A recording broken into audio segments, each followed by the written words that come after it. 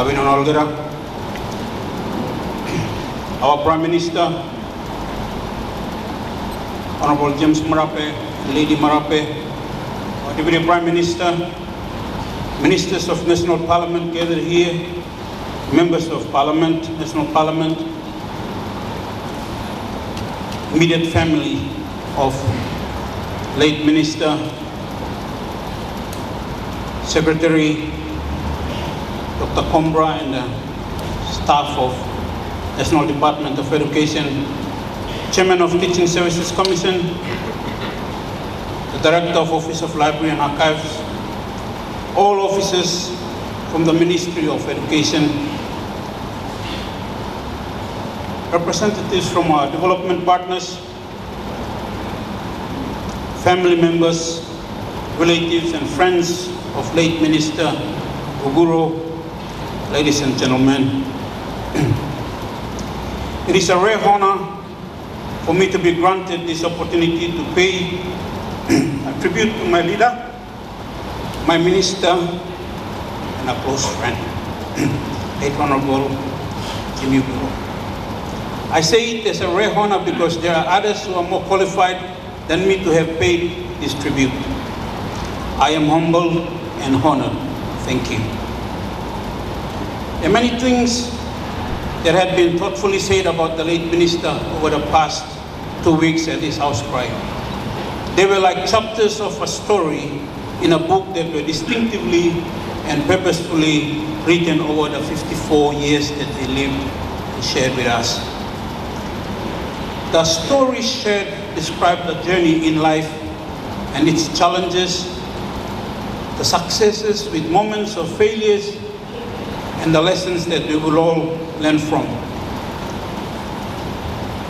But these words that were spoken, and even mine now, are limited and cannot encapsulate all that the late minister and all of the late minister's attributes.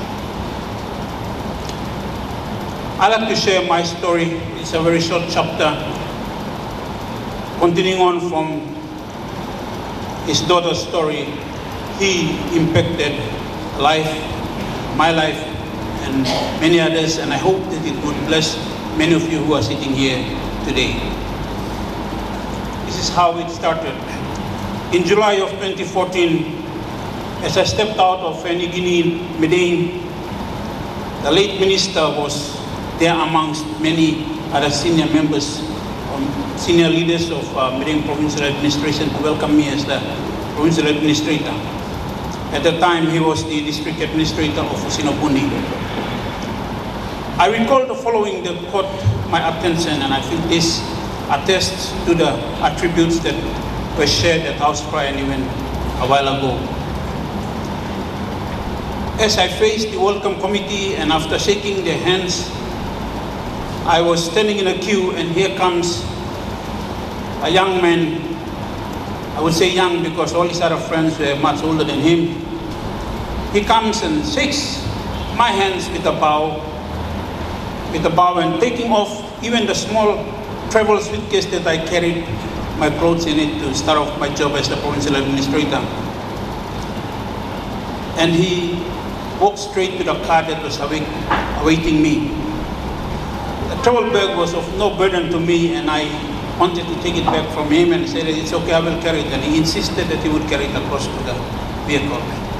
Arriving at the hotel, he carried my bag ahead of me to the assigned hotel room, and he was the first one to enter into that room.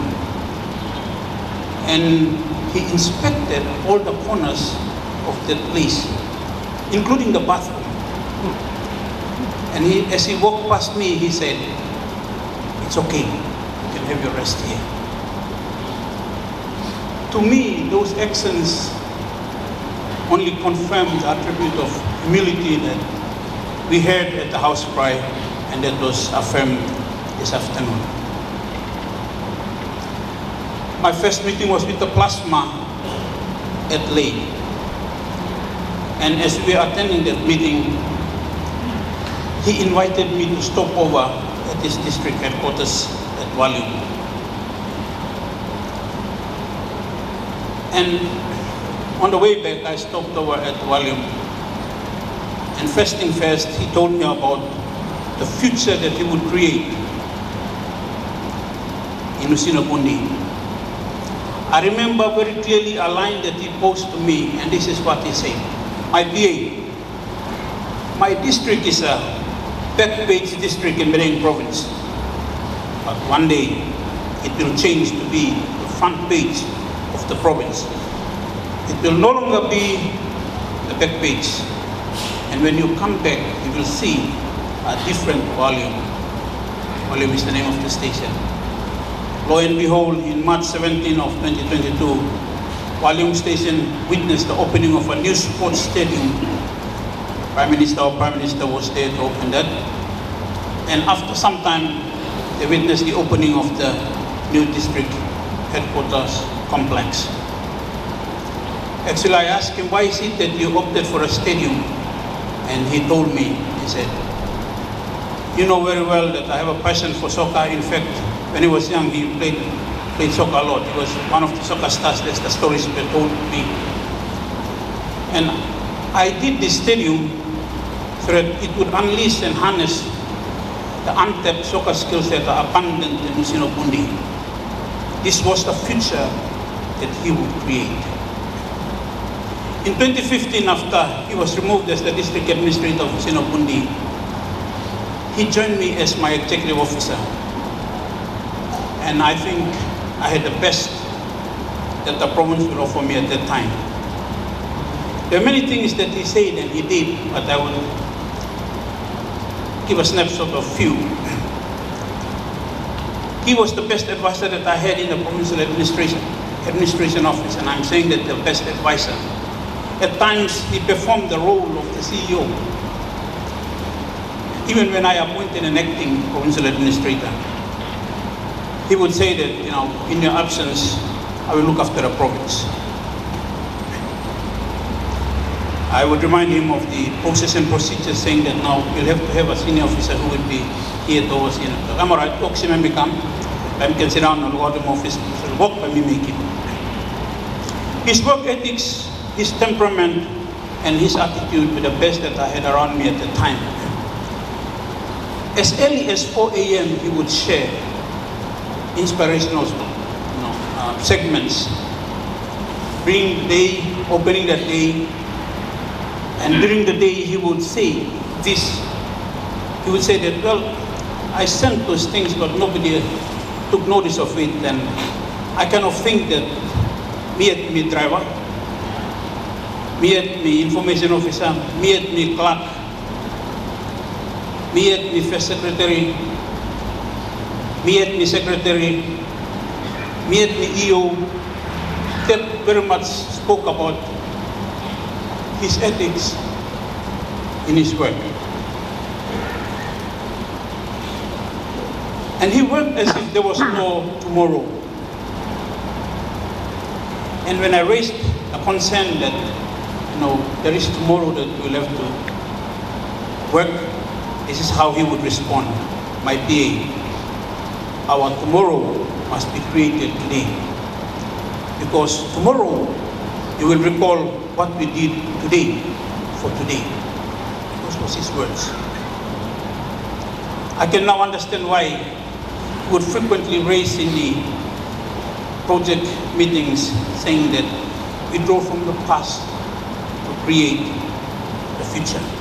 He was truly focused and he had the future in his mind as he was working. As my executive officer, I insisted that he should delegate his responsibilities, and I must affirm here that he did almost all that an executive officer would do, and even more than that. I really had a crowd outside my office. I really had a pile of papers sitting in my tray, because one way or another, my executive officer would have done almost everything. And he justified his insistence to do those things, saying that I like to hear and solve people's problem. I knew that he was practicing his leadership traits at that time, but I would jokingly tell him, big man, he died 2,000 years ago, and so I think there is a limitation that you should do what only you can do. By the end of 2016, as he was getting ready for the national elections in 2017, he came into my office, and he would do that every now and then to practice his political pose and his campaign speeches.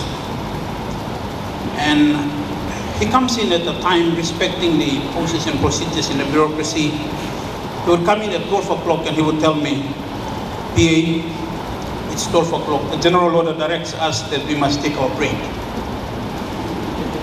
And I would say, yes, we'll have to take our break.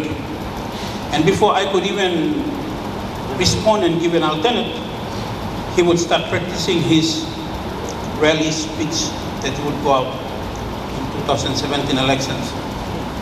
And I would tell him and insist to him or beg him to say that, please you wait past them. I must now take off my BA's hat and put on the academic hat of a lecturer in political science and public policy so that I can assess your speeches. He would often end the lunch hour sessions with this saying, and I think he says it, and those of us who were with him for the past months and in the department would have heard him saying, all these things that we have to do, we must do them now so that we're able to create tomorrow.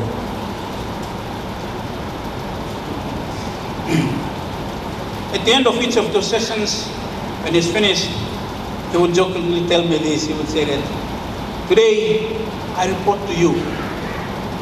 Tomorrow, you will report to me. Little did I know that he would go into election and win. Since then, it was a history that repeated itself. I reported to him when he was first appointed as the Minister for Education. But in all those junctures, I must admit that I had never come across a person that was driven by conviction to pursue a goal ahead of him. He kept it, maybe he kept it to himself, maybe he shared it with his family, but he was never content with where he was as the executive officer. After he got elected as the Usino-Bundi member, I was able to see his district, which was at one time the back page of Madang, hitting the front lines to be the front page of Madang. I don't know how he did it, but he worked, that I must admit. I was not the provincial administrator at that time, but he would ask me for my opinion, and I would say that the best that I could do is that I can keep you at least a check page that I would record what you have been achieving over those years as you were the member for Usino-Bundi. In December 2021, he was appointed as the Minister for Education. And this is what he did. He picked up his phone, and I think after getting the permission from the Prime Minister, he called me around at 11 o'clock in the night, and he directed me to get on board the next day to start my job as First Secretary. I pleaded with him saying that, Minister, and Christmas, so we are supposed to have the Christmas period. In fact, I didn't know that Dr. Combro was waiting for me at that time. I think he was supposed to have taken his Christmas break, but he did not. So I came in, while everybody was going out for Christmas, I came in to start off as his First Secretary. And in doing so, it was a fulfillment of what I would say yesterday, or if not today, I report to you, tomorrow you will report to me. But our late minister truly was a strategist. He had a mindset of what should be like tomorrow, the future in his head, but he wanted to create the future today. And I think my fellow colleagues, Dr. Poppy and Terry would attest to it, that it's almost like saying that whatever there is for tomorrow, and we would all go by the saying that let tomorrow take care of itself. He wanted the tomorrow to be defined today and captured today, created today. As I come to the end of my tribute, in December of 2022, he caught up with me at Madang Lodge Coffee Cave, and this is what he told me. He said, "I have a dream." I immediately thought back on one of the great political leaders of the United States, Martin Luther King. "I have a dream." So I said, "Let me hear your dream." And he spoke about what should happen in 2075. I inquired and I asked what is it, and he said, "No, the Ministry of Education is working on it." By April, I think he got the progress report, but he was not convinced about that, so he asked me to come and join him in May, and I came and I joined him in May. That dream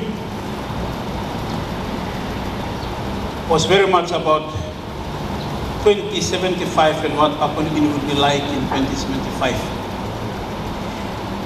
My responsibility then was to convert that dream into something that would be relatively okay for Dr. Bopi and others to write about.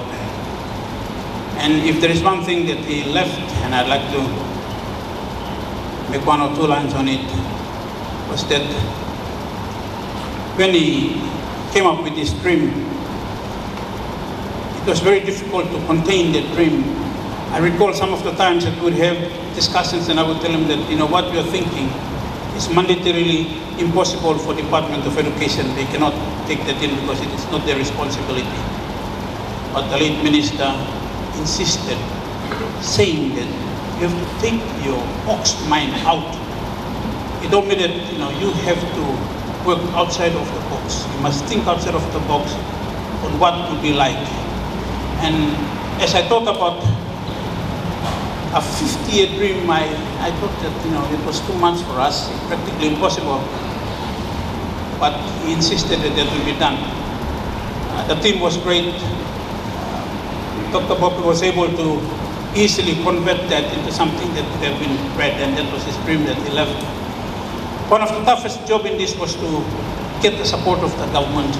And at this time, I acknowledge the Prime Minister, who was very supportive, and he supported that, to get the support of NEC to ensure that that dream was documented.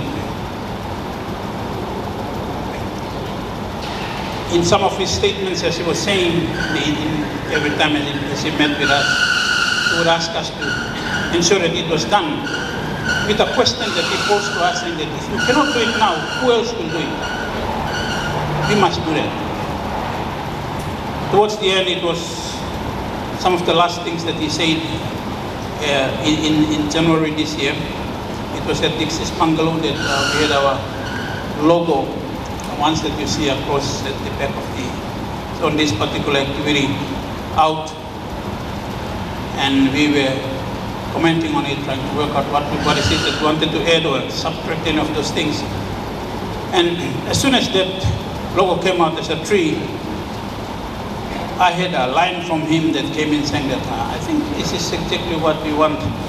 I mentioned to him that this is a tree that will speak to your dream of education system.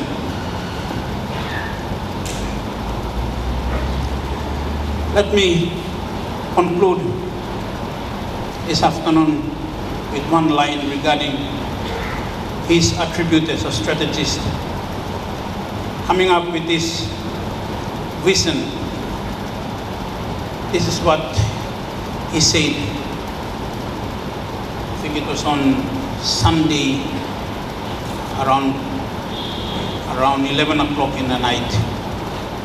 He was in Vivek, I think he would have gone there for that visit to Angro, South Sea.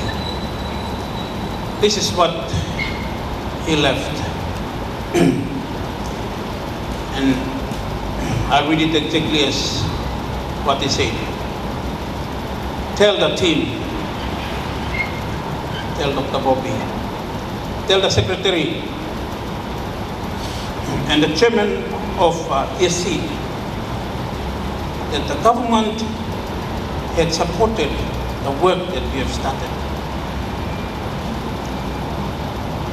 We must finish this work. It is good for PNG. We must leave no one behind. This is the way that PNG would go forward, Papua New Guinea would go forward. And he cited one reference that I thought that it was fitting at the end. He said, in 1975, when we were getting our independence, dignitaries asked Grand Chief, late Grand Chief, you are getting your independence, where are your doctors, where are your pilots, where are your engineers? And a wisdom came, and late Grand Chief pointed to the ladies nearby, and he directed the attention of the dignitaries, those women, and he said, in their womb lies my doctors, my engineers, my pilots. He would have wished to say that, yes, I don't have any doctors, 1975, I don't have any engineers, so we might as well abandon the independence dream, or we might as well borrow from others that would come and help us. But he made a profound statement, and it's only fitting that I would complete my speech with that statement. And he said, in those whom that you see are the doctors. And of course, for the past 50 years, we produced the doctors, we had the engineers, we had the pilots, we had accountants, we had the best that we could produce. The only point that he raised was to say that, if you've got the qualification right, we couldn't get them educated. And I think that was the challenge that has been left to the department, to the ministry rather, and the team that was put together to make sure that the dream comes true. And his challenge was this, says, make sure that this is done because the government has supported the project, has supported the dream. I have told the Prime Minister, he's aware of it. So I don't want to go back and tell him another story. He was truly a strategist. He had a heart that was very big. He was able to do this. In closing,